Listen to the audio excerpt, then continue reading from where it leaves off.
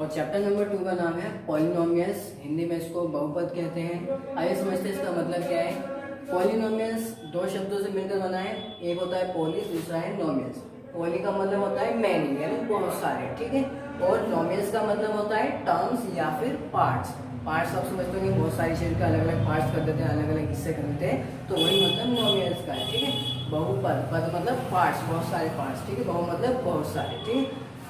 अब मैथ्स में इसका क्या मतलब है। मैथ्स में जनरली हम इक्वेशन लिखते हैं, कोई भी इक्वेशन हो सकती है वो, उस इक्वेशंस के रिगार्डिंग हम बोलते हैं कि ये पॉलिनोमियल है। अब पॉलिनोमियल कैसे बोलेंगे, यानी जैसे किसी इक्वेशन में x + y = 10 लिखा हुआ है, तो यहाँ पे पार्ट्स क्या है, x, y और जो 10 है, ये तीनों क्या है, पार्ट्स हैं। अब ये पार्ट्स एक से ज्यादा है, तो इसलिए हम इसको पॉली यानी बहुत सारे बोलेंगे, ठीक है।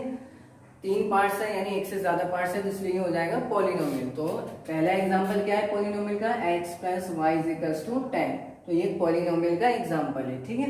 इसी तरीके से एक और एग्जांपल है x² + x + 2 = 0, तो ये भी एक पॉलिनोमियल है। क्यों, क्योंकि यहाँ पर पहला पार्ट है x², दूसरा पार्ट है x, तीसरा पार्ट है 2, तो यहाँ से एक से ज्यादा पार्ट है, तो इसलिए ये पॉलिनोमियल है। इसी तरीके से x⁴ x³ + 2x² + 3x + 5 = 0, तो ये भी क्या है, ये एक पॉलिनोमियल है, क्योंकि इसमें भी एक से ज्यादा यानी काफी सारे पार्ट्स यानी टर्म्स आ रही हैं, ठीक है, तो इनको हम बोलते हैं पॉलिनोमियल्स, ठीक है। अब पॉलिनोमियल्स कई टाइप्स के होते हैं, लेकिन आपकी बुक में सिर्फ 3 टाइप के पॉलिनोमियल डिस्कस किए हैं, जो मैं आपको बताने जा रहा हूँ।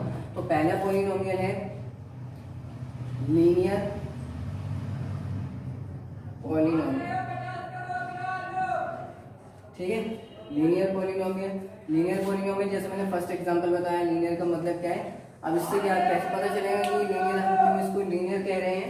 लीनियर इसलिए कह रहे हैं क्योंकि यहाँ जो वेरिएबल है x, और ये जो वेरिएबल दूसरा वेरिएबल है y, इन दोनों की ही पावर कितनी है, 1 1 है, ठीक है, पावर 1 है, 1 को हम दिखाते नहीं है, ठीक है। x की पावर 1, y की पावर 1 = 10। वेरिएबल यानी जो चर राशि है, इनको हम क्या बोलते हैं, चर। वेरिएबल मतलब जो बदल जाता है, जिसकी वैल्यू बदल जाती है, ठीक है, तो इनकी पावर कितनी है, 1 है। तो जिस इक्वेशन के अंदर, जिस पॉलिनोमियल के अंदर वेरिएबल्स की पावर 1 होगी, उसको हम क्या बोलेंगे, लीनियर पॉलिनोमियल। इसी तरीके से एक और एग्जांपल है इसका, x - y = 5, तो यहाँ भी x की और y की पावर कितनी है, 1, तो इसको भी हम क्या बोलेंगे, लीनियर पॉलिनोमियल है, ठीक है, यानी रेखिक बहुपद बोलते हैं हिंदी में इसको, रेखिक बहुपद जिनकी पावर 1 हो, ठीक है। इसी तरीके से आता है अगला क्वाड्रेटिक पॉलिनोमियल, जो आपका इस चैप्टर में मेन डिस्कशन इसी के बारे में है, क्वाड्रेटिक पॉलिनोमियल के बारे में। हिंदी में इसको द्विघात बहुपद बोलते हैं, द्विघात बहुपद, ठीक है।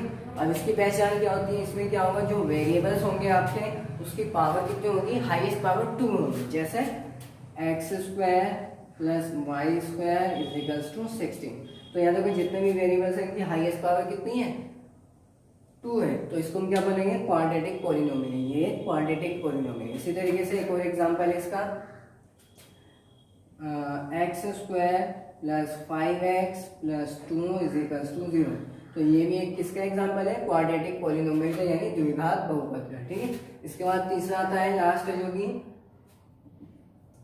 इसको बोलते हैं हम ट्राइनोमियल,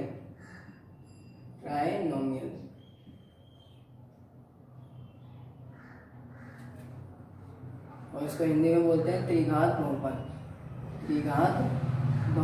ठीक है। इसकी पहचान क्या होती है, इसमें जो वेरिएबल्स यानी जो x और y होंगे, उनकी हाईएस्ट पावर होगी 3, ठीक है, 3 से ज्यादा नहीं होगी और ना ही 3 से कम होगी, एग्जैक्ट 3 होगी, ठीक है। तो जैसे किसी इक्वेशन में, किसी पॉलिनोमियल में x की पावर 3 + 2x² + x = 0। अब देखो यहाँ पर एक और करने वाली बात है, आप सोचोगे यहाँ तो x² भी आ रहा है, तो ये तो क्वाड्रेटिक होना चाहिए। मैंने ये बताया है, जब वेरिएबल की पावर हाईएस्ट पावर 3 हो, यहाँ पावर 2 है, लेकिन ये हाईएस्ट नहीं है, सबसे बड़ा नहीं है, सबसे बड़ा पावर कितनी है, 3, तो ये गिना जाएगा। तो इसको हम देखेंगे और इसके हिसाब से बोलेंगे कि ये पॉलिनोमियल क्वाड्रेटिक है या ट्राइनोमियल है, ठीक है। तो x की यानी जो वेरिएबल है आपका, उसकी हाईएस्ट पावर कितनी है, 3, तो इसलिए ये ट्राइनोमियल है, यानी त्रिघात बहुपद है। इसी तरीके से आप ये y की फॉर्म में भी हो सकता है, इस तरीके से, तो यहाँ पर y वेरिएबल है, y चर है, तो इसकी हाईएस्ट पावर 3 है, तो ये भी क्या हो गया, एक ट्राइनोमियल हो गया। ठीक है, इसी तरह से z की फॉर्म में हो सकता है, वेरिएबल की फॉर्म कुछ भी वेरिएबल हो सकता है, p q r s सब कुछ भी। ठीक है, तो चलिए अब आते हैं इसके एक्सरसाइज 2.1 पर।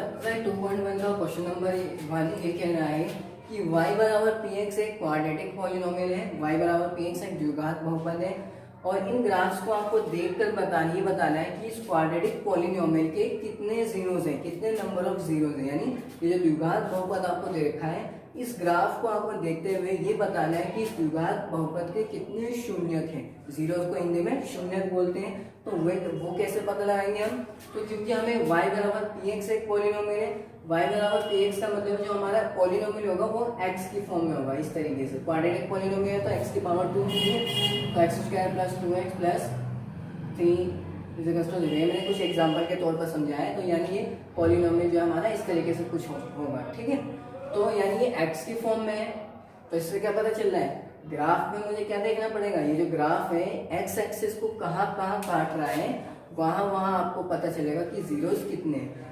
यानी जो ग्राफ x एक्सिस को जितनी बार काटेगा, x एक्सिस को जितनी बार इंटरसेक्ट करेगा, उतने ही आपके क्या होंगे, जीरोस होंगे, नंबर ऑफ जीरोस यानी शून्य होंगे। तो पहला पार्ट है, पहला ये जो ग्राफ जा रही है, जो लाइन है, ये देखो क्या x एक्सिस को कट कर रही है, नहीं, ये y एक्सिस को इंटरसेक्ट कर रही है। तो यानी यहाँ पर कोई भी जीरो नहीं है, कोई शून्य नहीं है, यानी तो हम लिखेंगे नो जीरो, कोई शून्य नहीं है।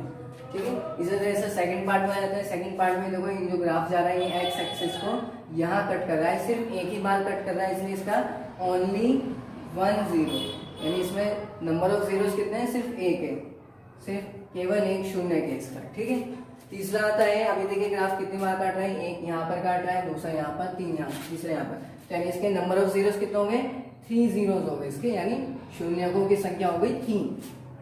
इसी तरीके से इसको देखते हैं, ये देखो एक यहाँ पर काट रहा है x एक्सिस को, एक यहाँ पर काट रहा है, x एक्सिस को देखना है, यहाँ पर भी ये x एक्सिस ही है, तो 2 बार कट कर रहा है, यानी यहाँ पर जीरोस का नंबर ऑफ जीरोस कितने हो गए, 2, यानी शून्यकों की संख्या हो गई 2। इसी तरीके से इसको देखते हैं, यहाँ पर आ जाएगा 1 2 3 4, ये 4 बार कट कर रहा है या फिर टच कर रहा है, तो यहाँ पर 4 जीरोस हो गए। ठीक है, 4 शून्य हो गए। अब इसको देखो, अगर वो टच भी कर रहा है एक्सिस को अगर वो टच भी कर रहा है, तो भी वो जीरो में काउंट होगा, यानी शून्य गिना जाएगा। तो पहली बार इसको यहाँ कट कर रहा है x एक्सिस को, दूसरा यहाँ पर टच कर रहा है, तीसरा यहाँ पर, तो यहाँ पर नंबर ऑफ जीरोस कितने हो गए, यानी शून्यकों की संख्या 3 हो गई। तो ये एक्सरसाइज 2.1 आपकी कंप्लीट हो।